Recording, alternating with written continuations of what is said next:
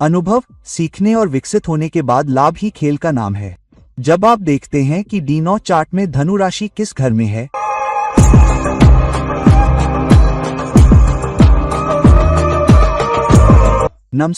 नमस्कार और आदाब मेरे सभी दोस्तों को आपके मित्र ज्योतिषी और मार्गदर्शक की ओर से एक बार फिर आपके अपने चैनल एस सोशल से हम नवमांश में विभिन्न राशियों में ग्रहों की यह श्रृंखला कर रहे हैं। साथ ही नवमांश में विभिन्न राशियों और विभिन्न घरों में और वे क्या संबंधित हैं, वे क्या लाते हैं और अवसरों और उच्च संभावनाओं के संदर्भ में वे हमें क्या दे रहे हैं। क्योंकि नामसा D9 चार्ट उच्च संभावनाओं का चार्ट है जो संभावनाओं से भी एक कदम आगे है।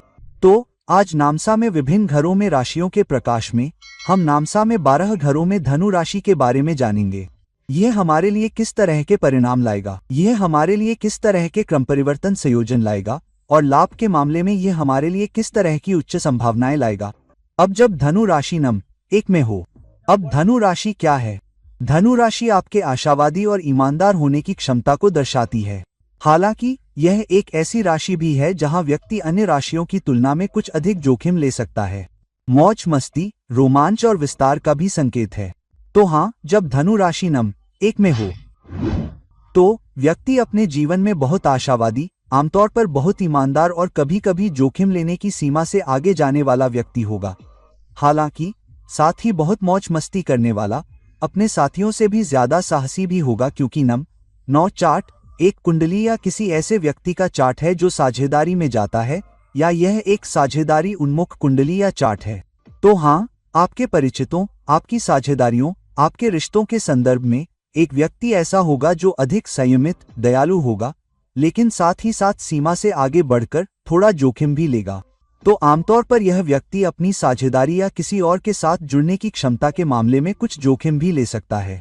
तो जीवन के शुरुआती हिस्से में, क्योंकि यह एक उग्र राशि है, आप कुछ रिश्तों, कुछ परिचितों, कुछ साझेदारियों में भी पड़ते हैं जो आपके लिए समान रूप से संतुलित नहीं हो सकती हैं।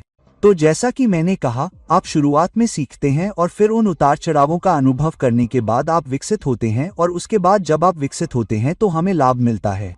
तो हाँ, लग्न में धनु राशि है कि आपके जीवन की अधिकांश स्थितियों में, खासकर जब यह अन्य लोगों के साथ व्यवहार करने, साझेदारी करने, रिश्तों में, यहाँ तक कि आपके वैवाहिक जीवन से संबंधित हो, तो यह वह राशि है जहाँ जब तक आप सीखने के लिए तैयार नहीं होते हैं, चाहे आप समायोजित करने के लिए तैयार हों, आप थोड़ा प्रयोग करने के लिए तैयार हों, फिर भी बहुत आशावादी, बहुत उत्साही हों, तभी हमें परिणाम मिलेंगे। हालांकि यह व्यक्ति थोड़ा अधिक सीधी बात करने वाला व्यक्ति हो सकता है, बहुत स्पष्टवादी व्यक्ति, क्योंकि वे बहुत जोखिम लेने वाले लेकिन आशावादी भी हैं। तो वे बहुत आशावादी होते हैं कि ठीक है, मैं बहुत ईमानदार होकर सच बोलकर बच सकता हूँ। हालांकि कभी कभी दूसरा साथी आपकी ईमानदारी या आपकी स्पष्टवादिता के लिए तैयार नहीं हो सकता है जिस हद तक आप मानते हैं। तो कभी कभी विरोध होगा। ऐसे लोग भी होंगे जो इसे पसंद नहीं कर सकते हैं। मेरा मतलब है कि वे या तो आपको चेहरे पर बता देते हैं क्योंकि चुनौतियां आ सकती हैं, या कभी कभी इसे अपने दिल में रखते हैं और आपको नहीं बताते हैं क्योंकि आप ऐसे व्यक्ति हैं जो बहुत बातूनी हो सकते हैं और आप अधिकांश चुनौतियों से बातचीत करके निकल सकते हैं। इसलिए कई बार आप हार नहीं मानते। आप यह नहीं कहते कि यह मेरी गलती है,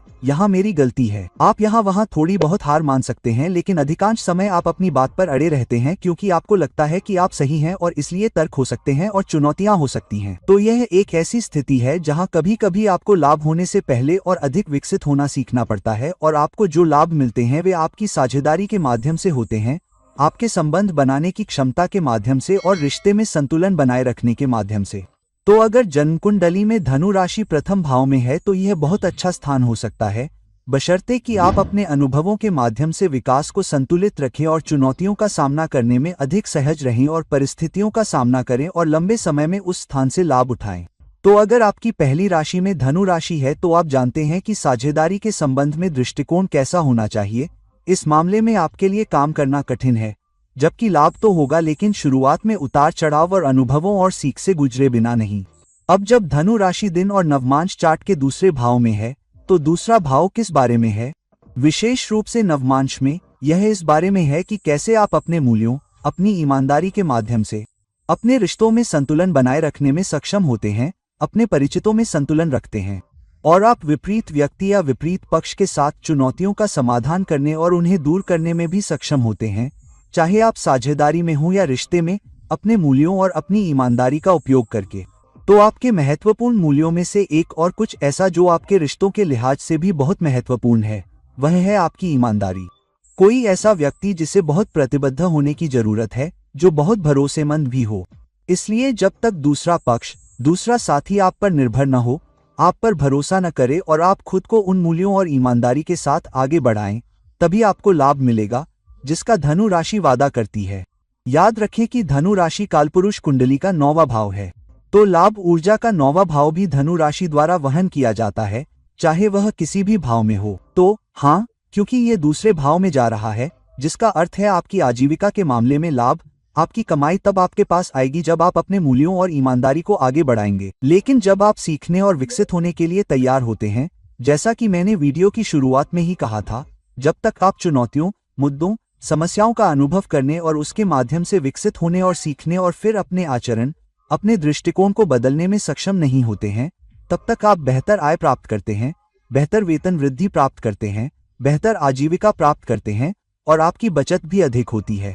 हालांकि यह एक ऐसी स्थिति भी है जहां कई बार जिन लोगों से आप संपर्क में आते हैं, जिनसे आप संबंध रखते हैं, जिनके साथ आप काम करते हैं, वे अपने मूल्यों और जीवन के दृष्टिकोण के मामले में आपसे बहुत भिन्न हो सकते हैं। तो आपका जीवन साथी आपके करीबी दोस्तों से बहुत अलग हो सकता है। कार्यस्थल पर आपका बॉस आपकी टीम के सदस्यों से बहुत अलग हो सकता है। इसलिए आप विभिन्न प्रकार के लोगों से मिलते हैं क्योंकि आपको सीखने की आवश्यकता होती है, जो धनु राशि की ऊर्जा लाती है। इसलिए जीवन या राशि या सृष्टि समय समय पर आपके सामने विभिन्न परिस्थितियां लाती है ताकि आप सीखें, फिर आप विकसित हों और फिर आप लाभ कमाएं। तो अगर आपके दूसरे घर में धनु राशि है, तो आपके लिए सबसे बड़ी चुनौती चुनौतियों और उतार चढ़ाव भरी परिस्थितियों के बावजूद भी है, खासकर आपके रिश्तों, आपके परिचितों और आप एक ऐसे व्यक्ति बनने में सक्षम हैं जो अधिक लचीला है, जो सीखने के लिए तैयार है, जो उन अनुभवों के माध्यम से विकसित होने के लिए तैयार है। और फिर शुरुआत होती है दूसरे घर में धनु राशि की स्थिति से। तो आपके लिए सबसे बड़ी चुनौती यह है कि अगर आप अधिक लाभ चाहते हैं, खासकर अपनी आजीविका, अपनी कमाई, अपनी बचत की क्षमता के मामले में, तो अधिक लचीला बनने के लिए तैयार रहें, विकसित होने के लिए तैयार रहें, सीखने के लिए तैयार रहें और फिर अपने रिश्तों, अपने परिचितों और अपनी साझेदारी से लाभ कमाएं। अब जब धनु राशि नामा के तीसरे घर में है, तो नामा का तीसरा घर आपके रिश्तों और आपके परिचितों में महत्वपूर्ण स्थानों में से एक है। देखिए, एक तरफ हम कहते हैं कि नामा साझेदारी, रिश्तों, परिचितों की कुंडली या चार्ट है। हालांकि हम अपने जीवन में जो कुछ भी करते हैं, वह सब क्या है? हम या तो बॉस के साथ काम कर रहे होते हैं, या अधीनस्थ के साथ, या पार्टनर के साथ, या फिर जीवनसाथी के साथ, या फिर बच्चों के साथ। दिन भर हम किसी न किसी से संवाद या व्यवहार या संबंध या बातचीत कर रहे होते हैं। इसलिए नामसा चार्ट बहुत महत्वपूर्ण हो जाता है, क्योंकि लोगों के बिना आपका जीवन नहीं है। आपका काम लोगों से जुड़ा है, लोगों के साथ काम करना, आपके रिश्ते लोगों से जुड़े हैं। आपके बच्चे इंसान हैं, वे रोबोट नहीं हैं। इसलिए यहाँ यह महत्वपूर्ण है कि तीसरा भाव प्रयास का भाव है। तो राशि चक्र आपको बता रहा है कि आपको सीखने के लिए प्रयास करने की आवश्यकता है। धनु राशि यही है। सीखने के लिए प्रयास किए बिना, उन अनुभवों के माध्यम से विकसित होने के बिना आप लाभ नहीं उठा पाएंगे, क्योंकि तीसरा भाव क्या है? तीसरा भाव एक उत्थान भाव है, जिसका अर्थ है कि जब तक आप समय के साथ प्रयास नहीं करते हैं तभी आपको लाभ मिलता है। कुछ अन्य भावों के विपरीत, जहां लाभ आसानी से हो सकता है और लाभ आपके भाग्य से मिल सकता है, तीसरा भाव उसके बारे में नहीं है। तीसरा भाव प्रयास का भाव है, आपके उद्यम का भाव है, और यह छठे, 10वें और 11वें भाव की तरह ही उन्नति का भाव है। लेकिन यह प्रयास का सबसे महत्वपूर्ण भाव है। इसलिए मैंने एक वीडियो भी बनाया है जिसमें मैंने तीसरे भाव को भाग्य की चाबी बताया है। तीसरा भाव इतना महत्वपूर्ण है, इसलिए अगर आप अपने संवाद पर काम करने के लिए तैयार हैं, दूसरों के साथ कैसे पेश आते हैं इस पर ध्यान देने के लिए तैयार हैं, और कभी कभी अपने उद्यम, उद्यमशीलता और अपने अंगों, अपने दिल, हाथों, पैरों का उपयोग करके कुछ कलात्मक, कुछ नया करने के लिए, यहाँ तक कि दूसरों को पढ़ाना, सलाह देना, मार्गदर्शन करना, अपने रिश्तों में भी, तो आप कमाते हैं और इससे आपको लाभ होता है।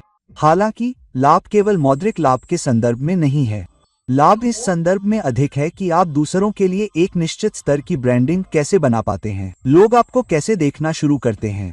और क्योंकि लोग आपको मेहनती, मिलनसार, सीखने वाले, संवाद में लचीला बनने वाले व्यक्ति के रूप में देखने लगते हैं, तीसरा घर आपके लाभ का प्रतिनिधित्व करता है, क्योंकि तब लोग आपके प्रति मिलनसार हो जाते हैं। लोग आपके प्रति अधिक उदार हो जाते हैं और लोग भी आपके लिए समान रूप से प्रयास करने वाले होते हैं। इसलिए तीसरा घर संतुलन का उपयोग करने के बारे में है, जिसे नामसा दर्शाता है, और धनु राशि समायोजन सीखने की राशि है जो आपके अनुभव के माध्यम से विकसित होती है और फिर आपकी दृष्टि बनाती है। अब जब धनु राशि आपके नामसा चार्ट के चौथे घर में है तो नामसा में चौथा घर क्या है? सबसे पहले चौथा घर आपके घरेलू जीवन का है। चौथा घर आपकी शांति, आपके द्वारा बनाई गई संपत्ति है। नामसा वह है जो आप अपने रिश्तों, अपने भागीदारों, साझेदारी, अपने परिचितों, अन्य लोगों से निपटने की आपकी क्षमता के माध्यम से प्राप्त करेंगे। तो यहाँ जब धनु राशि चौथे घर में जाती है तो राशि चक्र आपको बता रहा है कि धनु राशि के साथ सीखने की आपकी क्षमता के बिना और अपने अनुभवों के माध्यम से सीखें, उन परिस्थितियों से सीखें जो आपके घरेलू जीवन में आपके सामने आएंगी, क्योंकि चौथा घर यही दर्शाता है, खासकर नमसा का, जिसका अर्थ है कि आपके घरेलू जीवन में ऐसे समय आएंगे जब कुछ अनुभव आपके सामने आएंगे, कुछ ऐसी परिस्थितियां होंगी जिनसे आप गुजरेंगे और आपकी चुनौती, आपका काम, आपका कर्म, उन अनुभवों से सीखना और एक व्यक्ति के रूप में विकसित होना होगा, और केवल सीखने और विकास के माध्यम से, जो कि धनु राशि का प्रतिनिधित्व करता है। बहुत आशावादी होने के साथ साथ, अधिक देने वाले होने के साथ साथ, बहुत विस्तारवादी होने के साथ, जो कि धनु राशि का प्रतिनिधित्व करता है, तभी चौथे घर के आराम, शांति, खुशी, घरेलू जीवन से आने वाली अच्छी चीजें आपके पास आएंगी। आप संपत्ति बनाने में सक्षम होंगे, जिसका अर्थ है कि जितना अधिक आप सीखेंगे उतना ही आप कमाएंगे, खासकर भौतिक संपत्ति जो आप चाहते हैं। तो कार, सुख सुविधाएं, घर, सब कुछ आपके पास तब आएगा जब आप सीखने और विकास के मामले में लचीलापन रखेंगे और साथ ही घरेलू जीवन को शांतिपूर्ण और खुशहाल रखेंगे। अब जब धनु राशि नामसा चार्ट के 5वें घर में जाती है तो यह एक बहुत ही महत्वपूर्ण स्थान है, क्योंकि नामसा क्या है? नामसा आपके रिश्तों, आपकी साझेदारी, आपके परिचितों के बारे में है। 5वां घर विशेष रूप से नामसा में D1 चार्ट की तुलना में नामसा में इस बारे में है कि आप अपने रिश्तों में अपने उस भावुक और रोमांटिक दृष्टिकोण का उपयोग कैसे कर पाते हैं। इसलिए आपके रिश्तों में 5वां घर और नामसा और भी महत्वपूर्ण हो जाते हैं, आपके D1 चार्ट से भी ज्यादा, क्योंकि आपके D1 चार्ट में ये करियर में बदलाव, बच्चों, निवेश, इन सभी के बारे में अधिक हो सकता है, जो कि नामसा में भी कुछ हद तक है। लेकिन नामसा में यह आपके रोमांटिक पार्टनर, आपके रोमांटिक सिंह के प्रति आपके दृष्टिकोण के बारे में अधिक है। आप अपने रिश्ते को कैसे देखते हैं, क्योंकि यह आपके नामसा को स्थापित करता है, जो आपकी साझेदारी को स्थापित करता है, जिसका अर्थ है कि आपको ऐसा व्यक्ति बनना होगा जो आपके अनुभवों से, आपके रोमांटिक लीजन के माध्यम से सीखेगा, जिसका अर्थ है कि कई बार जीवन का प्रारंभिक भाग, प्रारंभिक डेटिंग जीवन या उद्धरण, आप जिस भी चीज से गुजर रहे हैं, आप पाएंगे कि आपको ऐसी परिस्थितियों में फेंक दिया जा सकता है जहां दूसरा व्यक्ति, यदि पहला रिश्ता किसी भी कारण से काम नहीं कर रहा है, तो किशोर और वह सब, दूसरा व्यक्ति पहले वाले से बहुत अलग हो सकता है और दूसरे व्यक्ति से नई सीख मिलेगी। इसलिए आपको लगता है कि ठीक है, मेरा पिछला ब्रेकअप बुरा था, बिल्कुल भी अच्छा नहीं था और मैं उस तरह के व्यक्ति के साथ काम नहीं करना चाहता। तो यहाँ पर आप एक बिल्कुल अलग व्यक्ति के साथ हो सकते हैं और आप एक ऐसे व्यक्ति के साथ रिलेशनशिप या रोमांस करना चाह सकते हैं जो थोड़ा अलग हो। हालांकि नया रिश्ता पहले वाले से बिल्कुल अलग चुनौतियों का सामना करेगा और कभी कभी आप सोचने लगते हैं कि क्या पहला रिश्ता बेहतर था या ये रिश्ता मेरे लिए अच्छा है। तो श्रीषि राशि आपके सामने चुनौतियों को लाती रहेगी ताकि आप अपने रोमांस के अनुभवों से सीख सकें। फिर दूसरा हिस्सा ये है कि आप अपने करियर में बदलाव लाने में सक्षम होंगे, अपने काम में, जो कि आपकी अन्य लोगों के साथ काम करने की क्षमता के माध्यम से आएगा, अन्य लोगों के साथ तालमेल स्थापित करने में सक्षम होगा, काम पर अन्य लोगों के साथ एक रिश्ता स्थापित करने में सक्षम होगा।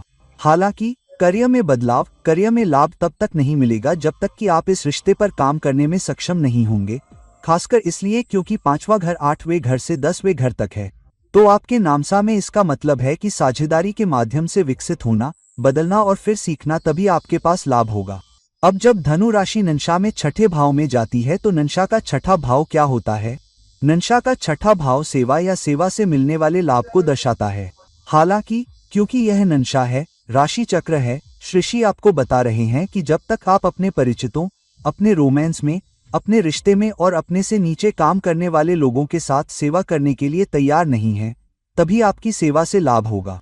इसलिए आमतौर पर जो लोग किसी के लिए काम कर रहे हैं या किसी के अधीन काम कर रहे हैं, जब तक कि आप धनु राशि के साथ सीखने के लिए तैयार नहीं हैं। तो धनु राशि क्या है? धनु राशि इस बारे में है कि आप अपने अनुभवों के माध्यम से कैसे सीखते हैं और एक व्यक्ति के रूप में विकसित होते हैं, और विकास के माध्यम से आप ऐसे व्यक्ति बन जाते हैं जो बेहतर सेवा कर सकते हैं, लोगों के साथ बेहतर व्यवहार कर सकते हैं, उनसे लाभ भी उठा सकते हैं और चुनौतियों को दूर रख सकते हैं, समस्याओं को दूर रख सकते हैं, मुद्दों को दूर रख सकते हैं, खासकर उन लोगों से जो आपकी पीठ पीछे काम कर रहे हैं, आपके दुश्मन, वे लोग जो आपके विरोधी हैं। तो राशि चक्र आपको चुनौती दे रहा है कि अगर आप वास्तव में लाभ प्राप्त करना चाहते हैं, अगर आप वास्तव में अपने प्रतिस्पर्धियों से आगे निकलना चाहते हैं, अगर आप वास्तव में चुनौतियों, समस्याओं को दूर रखना चाहते हैं, अगर आप वास्तव में चाहते हैं कि लोग आपकी पीठ पीछे काम न करें, तो अपनी सीखने की क्षमता के माध्यम से अपने रिश्तों पर काम करें, अपनी आशावादी क्षमता के माध्यम से। कभी कभी आप अधिक जोखिम लेने वाले हो सकते हैं क्योंकि यह धनु ऊर्जा है और आप लोगों को गलत तरीके से परेशान कर सकते हैं। तो ऐसा ही हो। अगर कभी कभी ऐसी स्थिति आती है और आपने पहले ही ऐसा कर लिया है तो उसे ठीक करें या फिर रिश्ते में संतुलन बनाएं, क्योंकि यह संतुलन के बारे में है और रिश्ता आपके लिए है और यह आप पर निर्भर करता है। यदि आप ऐसा करते हैं तो आप अपनी सेवा में बेहतर कर सकते हैं। आप अपने परिचितों के साथ अपने रिश्तों में बेहतर सेवा करने वाले व्यक्ति हो सकते हैं और इसके माध्यम से आप न केवल लाभ कमा सकते हैं बल्कि छठे घर की चुनौतियों और समस्याओं को भी दूर रख सकते हैं।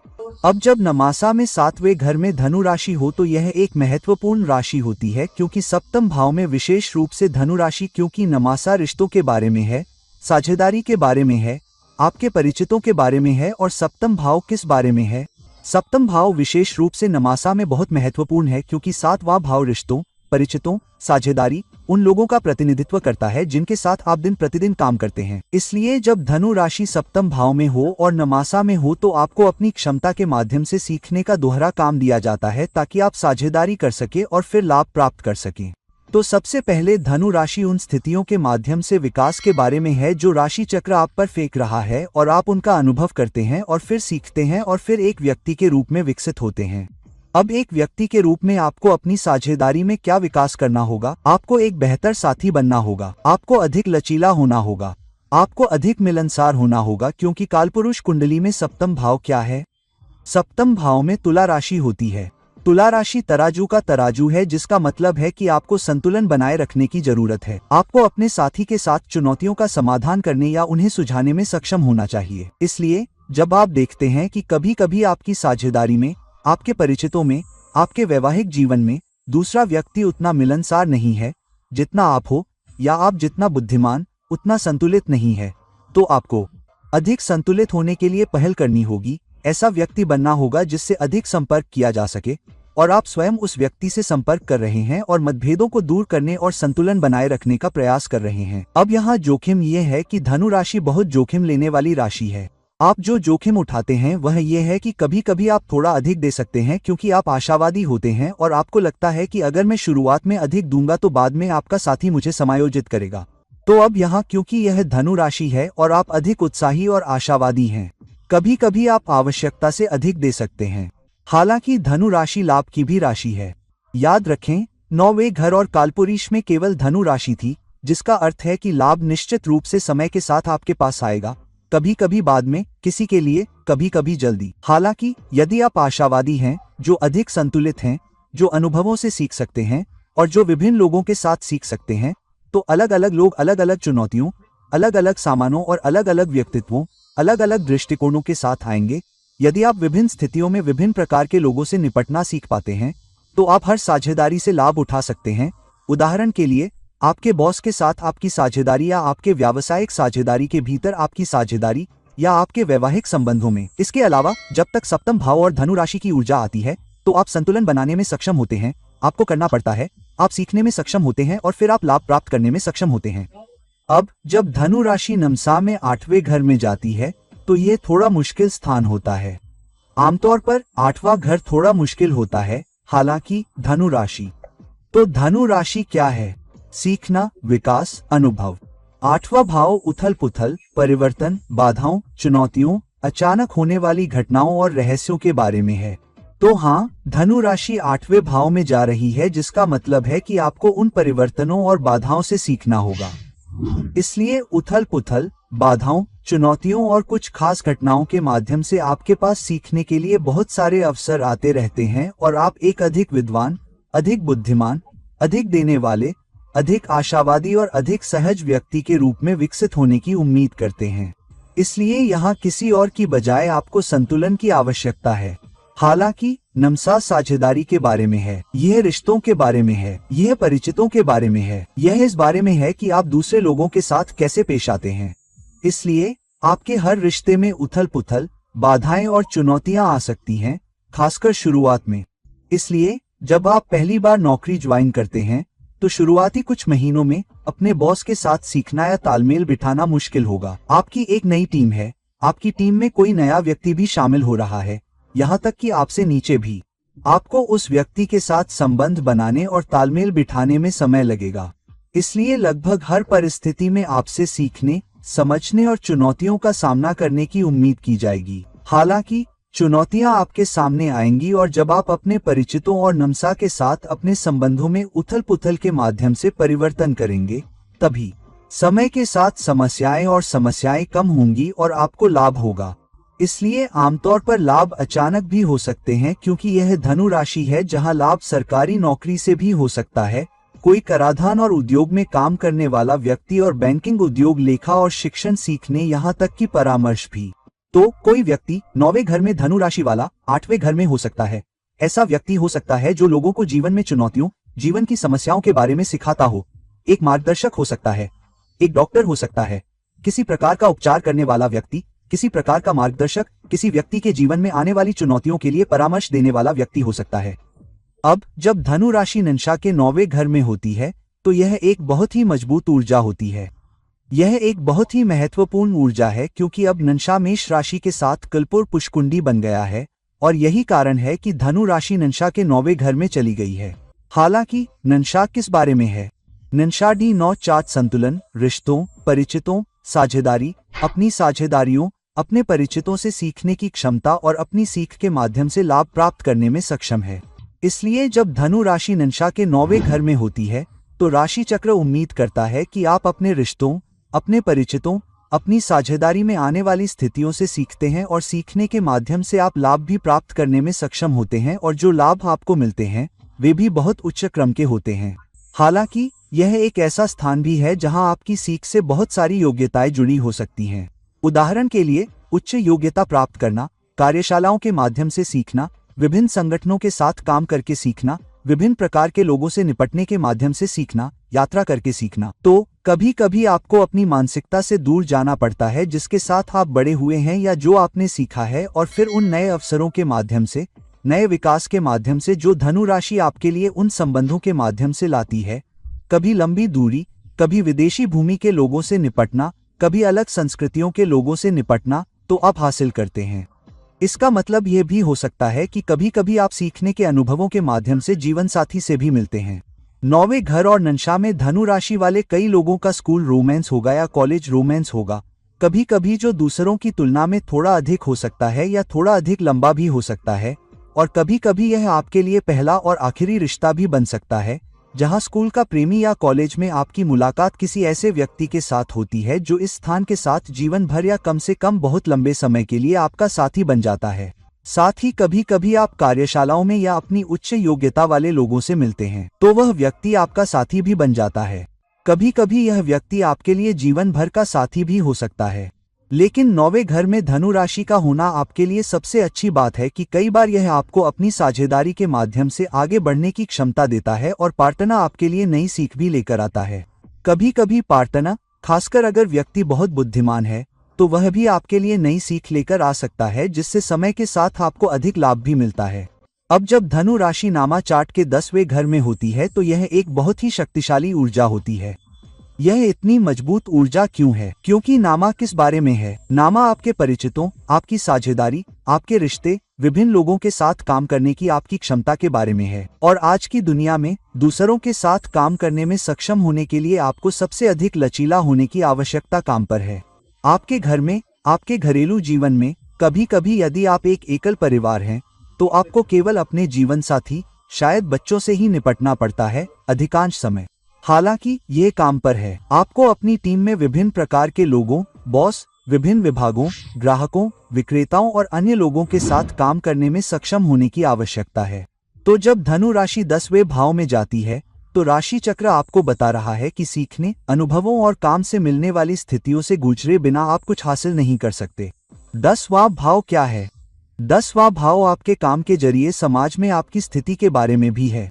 आप अपने काम के जरिए जो पद, तरक्की, स्वीकृति, सराहना और वेतन वृद्धि हासिल करते हैं। तो हाँ, और आपके कर्म के जरिए, जिसका मतलब है आपका काम, आपका करियर, आपके कर्म को एक सीखने वाले व्यक्ति के रूप में अधिक लचीला होने की आपकी क्षमता से जोड़ा जाना चाहिए। इसलिए आपके सामने परिस्थितियां आएंगी, लेकिन आपको परिस्थितियों से सीखना होगा और अनुभवों से सीखकर एक व्यक्ति के रूप में विकसित होना होगा, एक बेहतर कर्मचारी बनना होगा, एक बेहतर टीम सदस्य बनना होगा, एक बेहतर सहकर्मी बनना होगा और कभी कभी एक बेहतर बॉस बनना होगा। तभी आपको लाभ मिलेगा। हालांकि यह एक ऐसा स्थान भी है जहां कभी कभी आपके सबसे अच्छे संबंध किसी वरिष्ठ के साथ हो सकते हैं। कोई आपसे सीनियर हो सकता है या नहीं भी हो सकता है, या फिर कोई सहयोगी विभाग या पुराना कनेक्शन या पिछला बॉस भी हो सकता है जो आपके लिए एक साउंडिंग बोर्ड या मेंटर या आपकी समस्या सुलझाने के लिए एक जाने माने व्यक्ति के तौर पर काम कर सकता है। तो यह आपके काम से जुड़े बहुत सारे अच्छे संबंध ला सकता है। यह आपको बहुत सारे अनुभव भी दिला सकता है। आप अपने बॉस से सीखते हैं, आप उनका अनुकरण करते हैं, आप उनके नक्शे कदम पर चलते हैं और फिर समय के साथ आप लाभ प्राप्त करते हैं। अब जब धनु राशि नामा चार्ट के 11वें घर में जाती है तो D9 चार्ट में यह आपकी क्षमता के मामले में बहुत मजबूत स्थिति है। दूसरों के लिए और अधिक करने में सक्षम होने के लिए, जनता के लिए योगदान के रूप में, क्योंकि 11वां घर जनता का घर है। हालांकि नाम पक्ष रिश्तों, परिचितों, साझेदारी, लोगों के साथ काम करने की आपकी क्षमता के बारे में है। तो हाँ, राशि चक्र आपको जनता के साथ काम करने की क्षमता देता है। 11वें घर में धनु राशि वाले बहुत से लोग, अगर आप बहुत होशियार हैं, अगर आप जानते हैं और अगर आप सीखने के लिए तैयार हैं, क्योंकि धनु राशि का मतलब है आपकी अनुभव करने की क्षमता और फिर सीखने और एक व्यक्ति के रूप में विकसित होने की क्षमता। तो अगर धनु राशि 11वें घर में नंशा के रूप में है तो आप अपने लगावों, अपने परिचितों, अपने रिश्तों के माध्यम से सीखने और सीखने के लिए कैसे लचीले हो पाते हैं।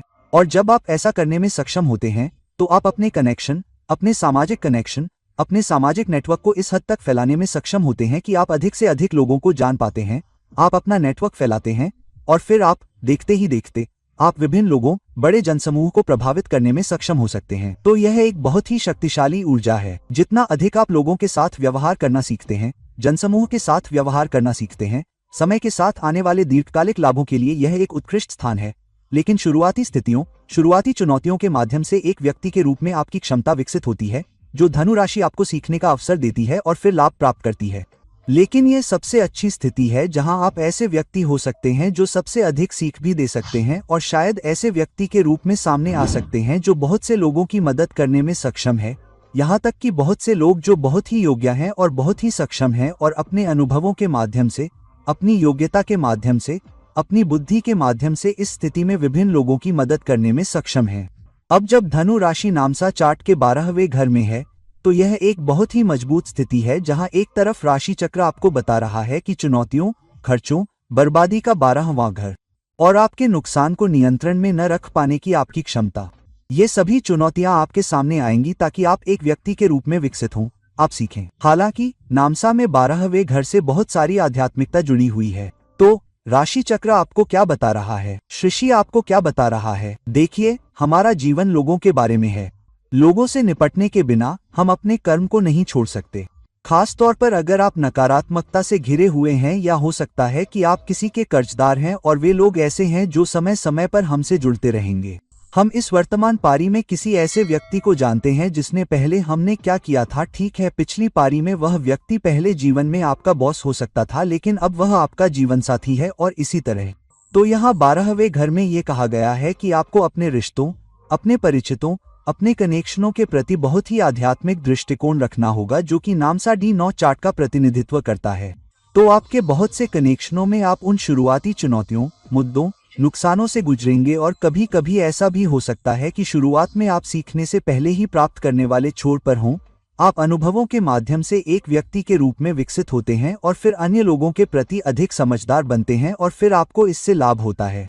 हालांकि यह एक ऐसा स्थान है जहां एक तरफ अधिक आध्यात्मिक होने की क्षमता, अपने नुकसान में भी अधिक देने में सक्षम होना, अधिक आध्यात्मिक होना, अधिक मिलनसार होना, लेकिन बहुत आशावादी होना, थोड़ा जोखिम लेना भी, और फिर इस जीवन में न केवल विदेशी भूमि से, विदेशी कनेक्शन से, एमएनसी से भौतिक लाभ प्राप्त करना, बल्कि आपके कर्म के संदर्भ में, यहाँ तक कि आपके मौका के संदर्भ में भी।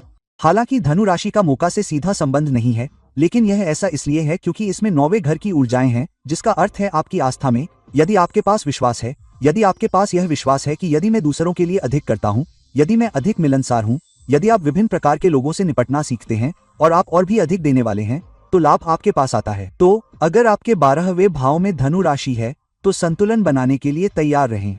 अपने रिश्तों में संतुलन रखें, अधिक करें, छोटे नुकसानों के प्रति अधिक समझदार बनें। दूसरों से आप कितना लाभ उठाते हैं और फिर भी इसके साथ ठीक रहें, फिर भी हंसमुख रहें, आशावादी रहें, खुश रहें, और फिर आप पाएंगे कि आपके कर्म, लोगों के साथ आपके द्वारा ढोए जा रहे नकारात्मक बोझ धीरे धीरे संतुलित हो रहे हैं। और आमतौर पर यह वह स्थान होता है जहां आपके 30 के बाद, आपके 40 के बाद कुछ लोगों के साथ आपको लाभ मिलता है, बहुत सारे लाभ मिलते हैं।